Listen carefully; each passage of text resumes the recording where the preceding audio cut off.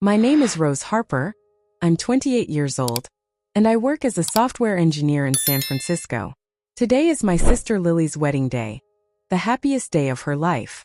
The garden is filled with soft music, white roses, and people in elegant clothes. Everyone is smiling, drinking champagne, and taking pictures under the golden afternoon light. I stand near the bar in a simple blue silk dress, holding a glass of wine. I don't like attention, I never did. But I came to celebrate my sister, who means the world to me. That's when Victor Kane, Lily's new father-in-law, walks in. He's a powerful man, the kind who owns half the city and never needs to say please. His suit is perfect, his tie sharp, and his expression colder than the crystal glass in his hand. Our eyes meet for half a second, then he looks away. No smile, no handshake, not even a nod. He walks right past me, greeting everyone else except me. For a moment I almost laugh, because if Victor Kane knew who I really was, he wouldn't have turned away so easily. He's been trying for over a year to buy a small AI startup that could change the real estate market. A company that helps businesses like his close deals faster and smarter. He's sent offers, arranged meetings, even hired consultants. But there's one thing he doesn't know. The woman he just ignored, the one standing quietly in a blue silk dress, is the co-founder of that very company. So I sip my wine, hiding a small smile. Tonight Victor Kane will finally learn that some people you overlook are the ones you should never underestimate. If you're still listening, we want to sincerely thank you for spending your time with us. Truly means a lot. We'd love to know, where in the world are you watching from? Drop your country in the comments and let's see how far this message has reached. If you haven't subscribed to the channel yet, I highly recommend doing it now so you won't miss any of our upcoming stories. These aren't just ordinary stories, they're filled with meaningful life lessons that can inspire, teach, and stay with you long after the video ends. Hit that subscribe button and join our growing community. 7 years earlier, I was 21 and full of dreams. I had just graduated from Stanford with a degree in computer science. I had a job offer from a big tech company in Silicon Valley, the kind of job people fight for, the kind that could change a life. My father was proud. I still remember the way he smiled when I told him. "Rose," he said, "you're going to build something great one day." I believed him. Back then, the world felt open and full of promise. But everything changed with one phone call. It was a little after midnight when my phone rang. I almost didn't answer. I was half asleep, packing for my move to Palo Alto. The voice on the other end was trembling. "Rose, there's been an accident. Your father." The rest of the sentence blurred into static. When I arrived at the hospital, everything was already over. My father had been driving home from a late meeting when a truck lost control on the highway. The crash was instant. They said he didn't feel a thing. But I did. I felt everything, the silence, the shock, the cold that filled the room where he used to be. Our mother had left years ago, when Lily was just a child. She remarried, moved to Florida, and never looked back. So now it was just me and Lily, 16, scared and still in high school. The days after the funeral were a blur. The house felt empty and grief hung in the air like heavy fog. I tried to be strong for Lily, but every time I looked at her, my heart broke a little more. Then came the letters. Envelopes marked urgent, final notice, payment due. My father, the man who always tried to protect us, had been drowning in debt. Unpaid loans, a failed project, a mortgage he couldn't keep up with. First, I thought it was some mistake. But the numbers didn't lie. Within weeks, the bank came for the house. The car was repossessed. Even my father's old desk, the one where he taught me to code, was sold off. I watched everything we had disappear, piece by piece, until all that remained were 2 suitcases, a few family photos, and a little sister who still cried herself to sleep. My job offer was still waiting for me, but reality wasn't. I looked at Lily, her small shoulders, her tired eyes, and I knew I couldn't leave. Who would take care of her? Who would make sure she finished school? So I made the hardest choice of my life. I called the company and turned down the offer. Instead, I stayed in our small town outside San Francisco.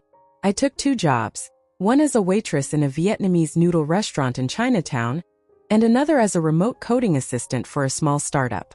I barely slept. Some nights I'd cry quietly in the kitchen, afraid Lily might hear me. But I never regretted it. Lily needed me, and that was enough. We rented a tiny studio apartment, One room, one sofa, one hope. I gave her the bed and slept on the couch. Every dollar I earned went to food, bills, and her school fees.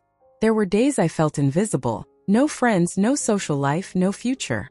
But every morning when I saw Lily get ready for school, brushing her hair, smiling through exhaustion, I reminded myself why I was still fighting. The girl who once dreamed of Silicon Valley became a woman who learned to survive. And that night when I closed my eyes, I promised my father silently, I'll protect her, no matter what it takes. The months after my father's death felt like walking through a long tunnel with no light at the end. I was 21, exhausted and broke, but I didn't have the luxury to fall apart. Someone had to pay the bills.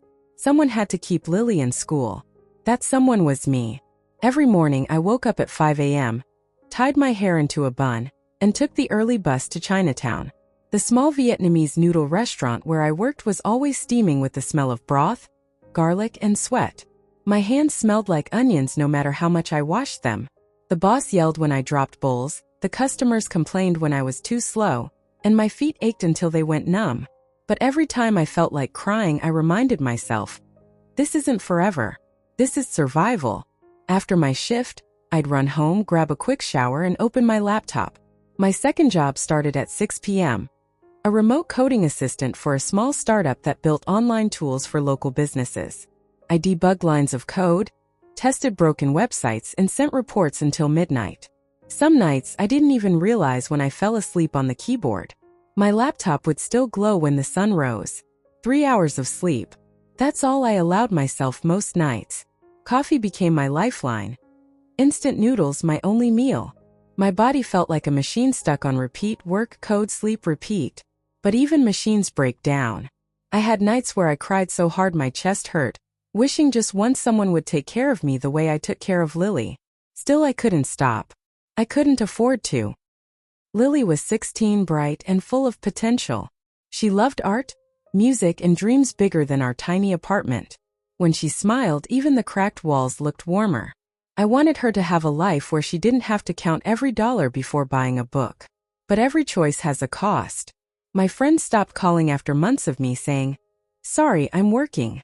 Birthday parties, weekend trips, I missed them all. Even Ethan, my boyfriend since college, started losing patience. He used to bring me coffee during late-night coding sessions, but slowly that stopped too. One evening he showed up at my door. "Rose, we never see each other anymore," he said softly. "I feel like I'm dating your shadow." I wanted to tell him everything, the fear, the weight, the sleepless nights, but all that came out was, "I'm sorry, Ethan. I just need more time." He sighed. "You've been saying that for a year." He left that night. I didn't stop him. I didn't have the strength to. Love felt like a luxury I couldn't afford. After he was gone, the apartment felt quieter. But Lily's laughter still filled it sometimes, when she told me about her art projects, or when she burned pancakes and tried to laugh it off. She didn't know half of what I went through to keep us afloat, and I wanted it that way. She deserved her innocence. Still, I knew I couldn't live like this forever. My jobs paid the rent, but not the future. I needed something bigger, something that could lift us out of this cycle. So, after my coding work ended at midnight, I started studying again. I took free online courses in artificial intelligence and data science. I read research papers that made my head spin. I practiced machine learning algorithms until my eyes burned. Some nights I'd fall asleep listening to tech lectures on YouTube, with a cup of cold coffee beside me. It was brutal. I'd wake up in the morning with code still open on my laptop and a half-eaten cup of noodles on the desk. But every new skill I learned was a small step forward. I imagined a day when I could build something meaningful, something that could change lives, not just survive them. Sometimes Lily would wake up at 3 a.m. and find me still typing. "You're crazy," she'd whisper, rubbing her eyes. I'd smile and tuck her back into bed. "Maybe," I'd say, "but crazy people build the future." There were moments I doubted everything, moments when I looked at my tired face in the mirror and asked, "Is this worth it?" Then I'd think about my father, how proud he was of me, and I'd whisper, "Yes, it is." The winter that year was especially cold. The heater broke down, and we couldn't afford to fix it. Lily and I slept under layers of blankets, wearing jackets to bed. My hands cracked from washing dishes in freezing water. My laptop screen flickered from overuse. But inside, a quiet fire kept me going, the belief that someday, this struggle would mean something. Little by little, I got better at coding. I started solving complex problems faster, writing cleaner code, even helping my remote team fix bugs others couldn't. My manager noticed. "You've got real talent, Rose," he said one night over Zoom. It was the first time anyone had said that to me in a long time. That small compliment gave me more energy than sleep ever could. By the time Lily graduated high school, I had saved enough to pay off our late bills and move us into a slightly better apartment. It still wasn't much, one bedroom, one tiny kitchen, but to us it felt like a castle. We celebrated with cheap pizza and soda. Lily played music and I laughed for the first time in months. For a moment life didn't feel so heavy. But even then I knew the fight wasn't over. I wanted to give Lily more than survival, I wanted to give her choices. Freedom. So I kept learning. I joined online communities, entered hackathons, built small apps on weekends. Each line of code was a promise to myself. You will rise again. And though I didn't know it yet, that promise would come true in a way I could never have imagined, on a rainy night that would change everything. For now, all I had was exhaustion, determination, and a sister who believed in me. And sometimes that was enough. It was one of those nights when the city rain never seemed to stop, the kind that blurs everything outside the window into streaks of gray. I was sitting at my desk, staring at lines of code that wouldn't run when my phone lit up. The name on the screen made my heart skip. Mia Tran. We hadn't spoken in years. Back in college, Mia was the kind of girl who turned heads when she walked into a room, confident, sharp, full of ambition. We used to dream about starting something together one day. But life had pulled us in different directions. "Rose," she said, her voice bright but rushed. "I need your brain." I laughed, a little surprised. "At midnight?" "I'm serious," she replied. "I'm building something. An AI platform that could revolutionize how real estate companies operate. I've got investors interested, but I need someone who can actually make it work. Someone I trust." For a moment I didn't say anything. The rain tapped harder against the glass, and the glow from my monitor painted the room in pale blue light. I'd been working dead-end freelance jobs for so long that I'd forgotten what possibility felt like. "When do we start?" I asked. Mia grinned through the video call. "Right now." That was how it began. Two women, one dream, and an idea that felt impossible. We started in her apartment with laptops, cheap coffee, and hope that barely fit the room. The idea was simple but powerful. Build an AI-driven analytics platform that could help real estate companies process property data, predict market trends, and close deals faster. While Mia pitched investors and built partnerships, I handled the code. I worked nights, fueled by determination and instant noodles. Every small breakthrough, a cleaner algorithm, a smoother interface, felt like a victory. We called it neuroestate. The first few months were brutal. The system kept crashing, funding was tight, and I often doubted myself. But Mia was a fire I hadn't seen in years, bold, persuasive, unstoppable. She'd come back from meetings with stories that sounded impossible. "They said we're ahead of our time," she'd say, laughing. "Good. That's exactly where I want to be." Slowly, our work started paying off. The prototype worked. The platform could analyze thousands of property records in seconds, generating insights that used to take teams of analysts weeks. When we pitched it to our first client, a mid-size real estate firm in Seattle, they were skeptical. But after a 2-week trial, they signed a full-year contract. That one contract changed everything. Word spread quickly. Within 6 months, we had 5 more clients. Then 10. The small team grew into 20 people, working out of a shared office that smelled like coffee and ambition. We lived off adrenaline, surviving on late nights and big dreams.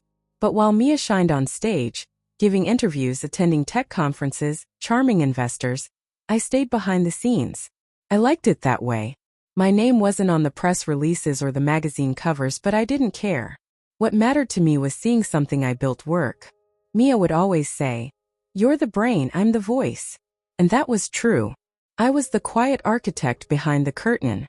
The day we signed our biggest client yet, I remember standing in the office kitchen, holding a paper cup of coffee that had gone cold hours ago. Mia burst through the door, soaked from the rain but glowing with excitement.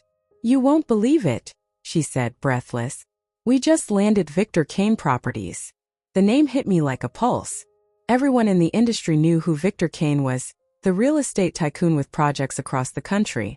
Ruthless, ambitious, respected, and feared in equal measure. Getting his company on board meant we weren't just another startup anymore. We were real. Wait, I said, trying to process. The Victor Kane? Mia nodded, grinning. They want a long-term partnership. They said our platform is 5 years ahead of anything they've seen. For the first time in years, I felt something I hadn't dared to feel: pride. Real grounded pride. All those nights of coding in the dark, all those years of sacrifice, they were finally leading somewhere. Still, I kept my distance. Victor Kane's team dealt directly with Mia. I didn't attend the meetings or video calls. I preferred anonymity. I wasn't hiding, I just didn't want to be seen yet. I wanted the product to speak for itself. Behind closed doors, I continued improving the platform. I built smarter predictive tools, improved user interfaces, and integrated advanced AI features that even surprised our engineers. I became obsessed with perfection. There were moments when Mia tried to pull me into the spotlight. "Rose, people need to see you," she'd say. "They need to know who's really behind this." But I'd just smile. "Not yet. Let's build the foundation first. The rest can wait." What I didn't tell her was that part of me was afraid. Afraid of being recognized by people from my past, by those who'd seen me at my lowest, struggling to pay rent and raising my sister alone. I wasn't ready for the world to know that the faceless coder behind a multimillion-dollar company used to serve noodles for a living. So I stayed in the shadows. But even in the background, I could feel the shift. Our company was no longer a fragile dream. It was becoming something powerful. Clients trusted us. Investors called daily. The media labeled Mia the new face of women in tech. And though my name wasn't mentioned, I didn't feel bitter. Watching her succeed felt like watching a part of myself win too. Late at night, after everyone left the office, I'd sit by the window and look at the city lights. Sometimes I thought about Ethan, about the life I'd left behind. And I'd whisper to myself, "You did it, Rose. You built something from nothing." But as much as I wanted to believe the hardest part was over, I could sense a quiet tension rising beneath the surface. Something in the way Victor Kane's team operated. Something in the contracts Mia was negotiating. I brushed it off at the time, too busy coding, too focused on growth. If only I'd looked closer. Because while I was busy building the dream, someone else was already planning how to take it away. It happened on a warm spring afternoon, when everything in my life finally seemed to be settling. The company was stable, Lily was graduating, and for the first time in years I allowed myself to breathe. Then my phone rang and her voice came through, bright and trembling with excitement. "Rose, you're not going to believe this. I'm engaged." I froze, my coffee cup halfway to my lips. Engaged? To who? His name's Evan. Evan Kane. For a moment the world went silent. The name hit me like a quiet explosion. Kane. My mind immediately went to the email threads, the contracts, the countless meetings Mia had with his father's company. Victor Kane. The same man who'd been trying aggressively to acquire our AI platform for over a year. I tried to keep my tone light. "Kane, huh? That sounds familiar." Lily giggled. "Yeah, his family's pretty well known in real estate. But Rose, he's amazing. He's kind, grounded, not like his father." I almost finished for her. I didn't say it out loud. Instead, I smiled into the phone and congratulated her. After all, Lily deserved happiness. She'd been through enough darkness to earn some light. But deep down, a part of me tightened. I knew who Victor Kane was, not from society pages, but from boardroom tactics and underhanded negotiation calls. He was the kind of man who didn't take no for an answer, who treated partnership like a prettier word for possession. And he'd spent a year trying to buy what I built. Now he was going to be family. When I finally met him, it was at an engagement dinner at a high-end restaurant in downtown San Francisco. I arrived early, wearing a simple navy dress and carrying a small gift for Lily. The room was filled with soft golden light and the low hum of polite laughter. Victor Kane arrived late, of course. He walked in with the kind of confidence that comes from being obeyed, not respected, tall, silver-haired, immaculately dressed in a tailored suit that probably cost more than my first car. His wife followed, her smile polite but detached. Evan, meanwhile, seemed genuinely kind, with an easy charm that reminded me of the boy Lily had always dreamed of meeting. "Mr. Kane," Lily said, beaming. "This is my sister, Rose Harper." He turned to me briefly, just long enough for his eyes to flick over my dress, my shoes, and the modest necklace I always wore. Then he offered a curt nod. No handshake. No smile. "Ah," he said, "Lily's sister. You work with computers, right? For that company your friend runs." I knew exactly what he meant. He thought I was an assistant. Maybe a secretary. Someone who fetched coffee and typed up reports for someone smarter. "Yes," I said evenly, keeping my tone calm. "I'm in software development." He gave a small, dismissive smile, the kind that said how quaint. Then he turned his attention back to a conversation about golf and stock portfolios. Mia once told me, "You can always tell how powerful a man really is by how he treats people he doesn't need." That night, Victor Kane showed me everything I needed to know. I sat through the dinner quietly, smiling when needed, answering polite questions from Evan's mother, and letting Lily have her moment. She was radiant, her eyes glowing with the kind of happiness I used to wish for her. She'd fought so hard to find stability, and I wasn't going to taint that joy with my unease. Still, I couldn't ignore the irony. The man who had once tried to corner me in business, who'd sent his lawyers to pressure me into selling, now looked at me without recognizing the very woman who'd outsmarted him. I wanted to laugh, but I didn't. Instead, I stayed composed. I watched him brag about his company's growth, about his latest developments in San Jose, and about how his team was negotiating a tech acquisition that would redefine their future. I knew exactly which company he was talking about. Mine. When the waiter poured wine into my glass, I lifted it slightly, pretending to admire the deep red color. Inside, I whispered a promise to myself. "You'll know who I am soon enough, Mr. Kane." After dinner, Lily and Evan walked me out. She was still glowing, her hands waving as she talked about wedding plans, flower colors, and venues. Evan listened with patient affection, his arm around her shoulders. For a moment, watching them, I felt peace. But as soon as they turned to leave, I glanced back through the restaurant window. Victor was inside on his phone, frowning as he talked to someone, likely about business. That familiar look of control was there, sharp and cold. I recognized it from every negotiation document he'd ever sent. I stood on the sidewalk, the night wind brushing against my hair, and thought of my father. Of every man who'd underestimated me because I was young, or soft-spoken, or female. They'd all made the same mistake. They'd seen silence as weakness. But silence can be strategy. As I walked toward my car, I opened my phone and scrolled through the latest proposal from his company. Another thinly veiled offer to collaborate, with terms that would have handed over majority control of our platform. I smiled to myself and typed a short reply. "Thank you for your continued interest. Unfortunately, NeuroEstate is not for sale." Then I hit send. I looked up at the glowing city skyline. The same skyline I'd once watched from a tiny apartment, dreaming of something better. And I whispered almost to the wind, "One day Victor Kane will remember my name." That night I went home and opened my laptop. The cursor blinked against a blank screen, waiting. I wasn't angry, I was focused, because I knew what was coming next. This wasn't just family anymore. It was war. Wrapped in smiles and wedding invitations. The ceremony was breathtaking. A white canopy under soft strings of fairy lights, the scent of roses floating in the air, and the kind of golden California sunset that photographers chase their entire careers to capture. Lily looked ethereal, glowing in lace and joy, her hand trembling slightly in Evan's as they exchanged vows. I stood among the guests, watching, a quiet ache swelling in my chest.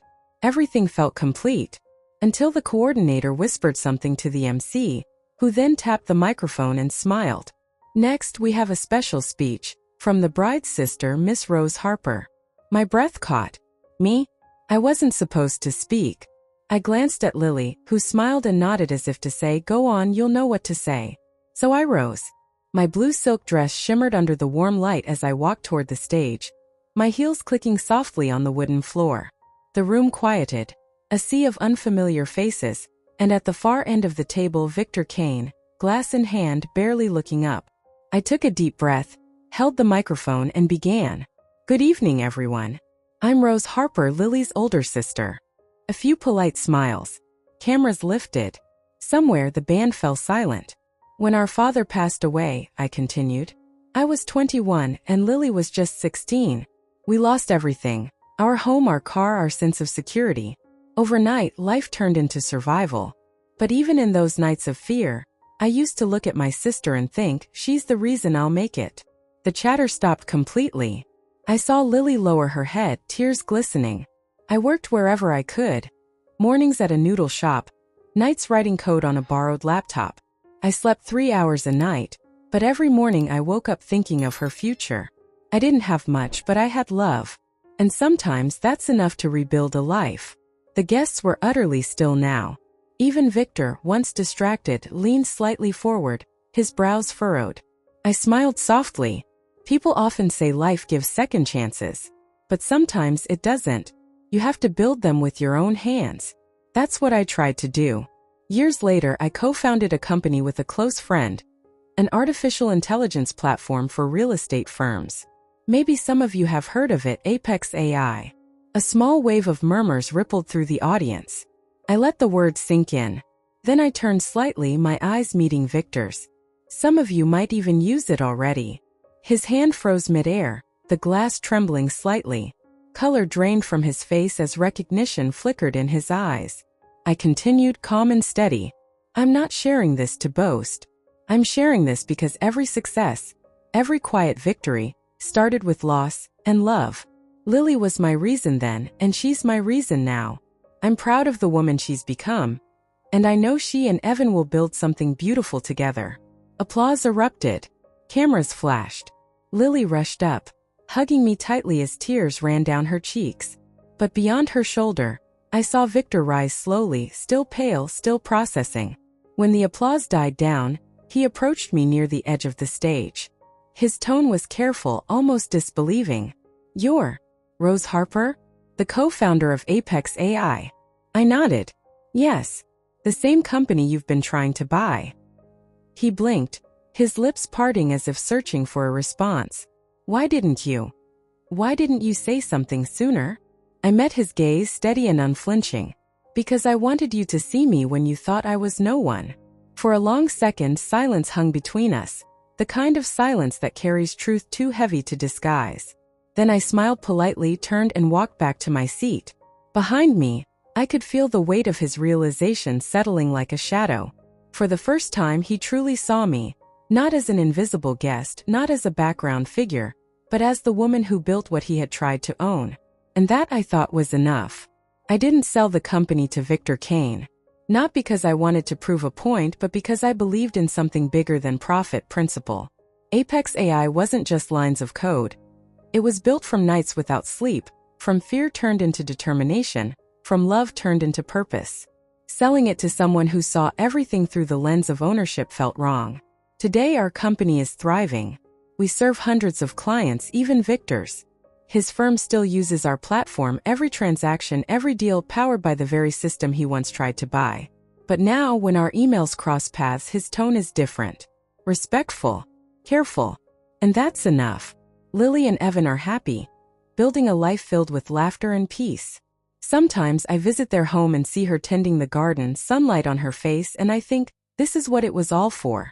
I've learned that true worth isn't about recognition or applause. It isn't how others see you in the spotlight. It's what you build quietly in the dark when no one believes in you. I used to think success meant being seen. But now I know real power is being at peace even when unseen. If this story inspired you, please like, share, and subscribe. Not for me, but for every woman who once felt invisible and chose to rise.